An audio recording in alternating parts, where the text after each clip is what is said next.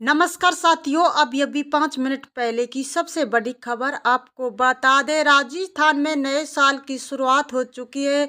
हाल ही में 1 जनवरी को प्रदेश में कई आईएएस और आईपीएस का प्रमोशन हुआ।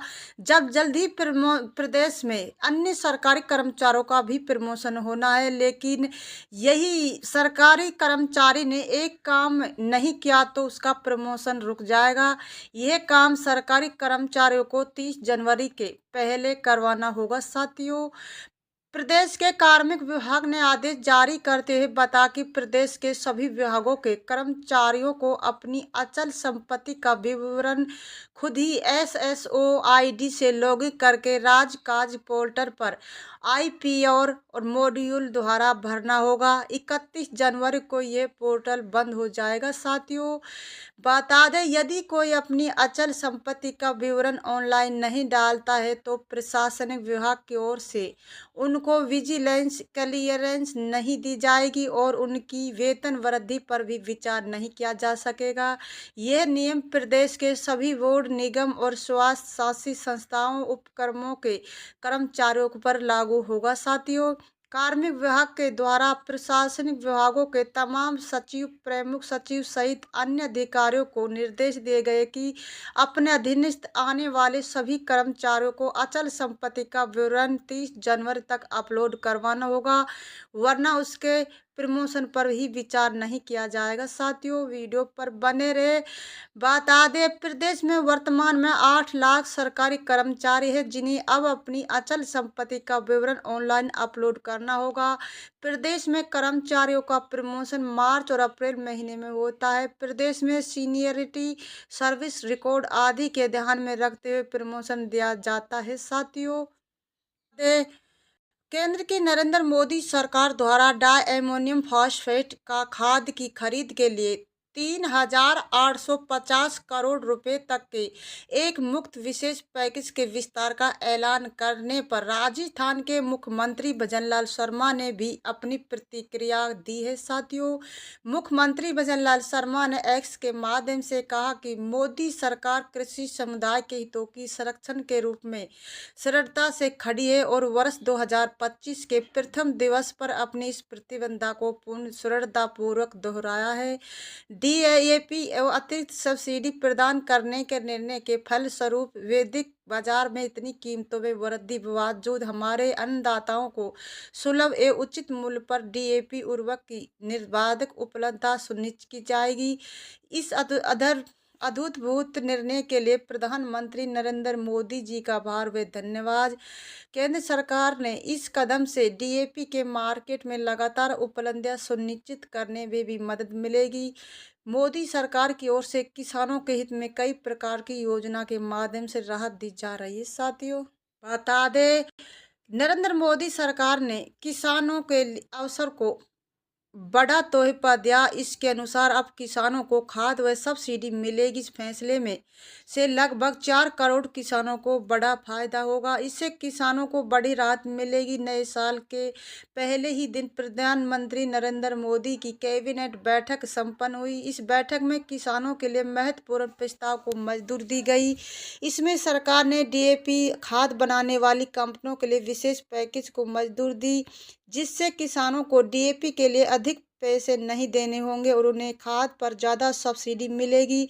डीएपी उत्पादक कंपनियों को दी जाने वाली सब्सिडी के अतिरिक्त सरकार आर्थिक मदद भी करेगी। साथियों, 2025 की पहली कैबिनेट बैठक में केंद्र सरकार ने डीएपी खाद उत्पादकों को राहत दी। इसके तहत सब्सिडी के अलावा उन्हें आर्थिक मदद देने की भी मंजूरी दी गई। इन फैसलों का उद्देश्य कृषि उत्पादक बढ़ाना, किसानों को आर्थिक मदद देना और जरूरी खाद सस्ते दरों पर उपलब्ध कराना होगा। साथियों, वीडियो पर बने रहे। बता दें, प्रधानमंत्री फसल बीमा योजना 69,515 करोड़ रुपए की थी। इस इनोवेशन इन टेक्नोलॉजी के लिए 800 करोड़ रुपए का फंड बनाया गया। साथ ही तेज मूल्यांकन, तेज दावा निपटाना और कम विवाद के लिए तकनीकी का उपयोग करना, सरल पंजीकरण, अधिक कवरेज की डिजिटल तकनीकी का उपयोग करना है। सब्सिडी के धन के निर्बाध हस्तांतरण के लिए डीबीटी का उपयोग किया जाएगा। साथियों, डीएपी खाद के लिए 3,850 करोड़ रुपए तक का एक बार का विशेष पैकेज मंजूर किया गया। इससे किसानों को 50 किलो की बैग के लिए 1,350 रुपये में डीएपी मिलता रहेगा। भौगोलिक राजनीतिक कारणों में डीएपी के वैश्विक बाजार में कीमतें अस्थिर है। साथियों, अंतर्राष्ट्रीय बाजार के उतार चढ़ाव का भारत के खाद्य की कीमतों पर प्रभाव पड़ेगा। 2014 से प्रधानमंत्री नरेंद्र मोदी जी ने सुनिश्चित किया कि कोविड और युद्ध से संबंधित व्यवधानों के कारण बाजार के उतार चढ़ाव का असर किसानों पर न पड़े। 2014-24 के दौरान खाद्य सब्सिडी 11.9 लाख करोड़ रुपए की थी, जो 2004 में 14 की सब्सिडी 5.5 लाख करोड़ रुपए से दुगनी हो गई है। साथियों, बता दें, तबादलों में पारदर्शिता के लिए मुख्यमंत्री भजनलाल शर्मा ने बड़ा फैसला लिया है। जिन अधिकारी कर्मचारियों की विधा की डिजायर ट्रांसफर पोस्टिंग हो गए, उसे 2 साल उसी जगह सरकार रखेगी। प्रमोशन होने पर दूसरी जगह पोस्टिंग सकेगी। विवादित मामलों में लागू ये निर्देश नहीं होंगे। मुख्यमंत्री भजनलाल शर्मा जी ने सभी मंत्री विधायक को तब तक साफ साफ संदेश पहुंचा दिया कि सोच समझकर ही अधिकारी कर्मचारियों की डिजायर करे। मुख्यमंत्री भजनलाल ने विधायक को ही हालिया में बैठकों में कड़ा संदेश दिया था। कई विधायक अपनी संसद से पहले ट्रांसफर पोस्टिंग कराते हैं, पर थोड़ी दिनों में उनका अधिकार कर्मचारियों से भोग भंग हो जाता। मंत्रियों पर उन्हें हटवाने के लिए दबाव बनाने लगते। इसलिए सरकार तबादलों में पूरी तरह से पारदर्शिता बरतना चाहती है। तबादलों को लेकर विपक्ष को सरकार कोई मौका नहीं देना चाहती है। साथियों, वीडियो पर बने रहे, आपको आगे बता दें, आमतौर पर हर सरकार पर विपक्ष तबादला स्टडी पनपने के आरोप लगाया रहता। भजनलाल सरकार की तरफ सिर्फ यही मंशा ट्रांसफर पोस्टिंग में पूरी ट्रांसपेरेंसी को सीएम भजनलाल के इस कदम को मास्टर स्ट्रोक माना जा रहा है कि ट्रांसफर पॉलिसी की दिशा में सरकार का वे महत्वपूर्ण कदम है और 10 जनवरी तक निकलने वाले तबादला सूचियों में सीएम के फैसले की झलक दिखेगी। साथियों, बता दें बता दें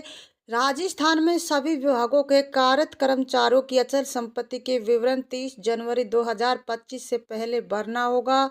ऐसा नहीं करने वाले कर्मचारियों की पदोन्नति रुक जाएगी। कार्मिक विभाग ने आदेश जारी सभी विभागों के राज्य कर्मचारियों को अपनी अचल संपत्ति विवरण स्वयं से SSO ID से लॉग इन कर राजकाज पोर्टल पर IPR मोड द्वारा आवश्यक रूप से भरे जाने के आदेश जारी किए। साथियों, बता दें, कार्मिक विभाग ने आदेश जारी किए। इस आदेश का असर प्रदेश के 8 लाख कर्मचारियों पर पड़ेगा। साथियों, वीडियो को लाइक करें, सब्सक्राइब करें, बेल आइकन ऑन कर दें ताकि वीडियो का नोटिफिकेशन आपको मिलता रहे। जय हिंद, जय भारत।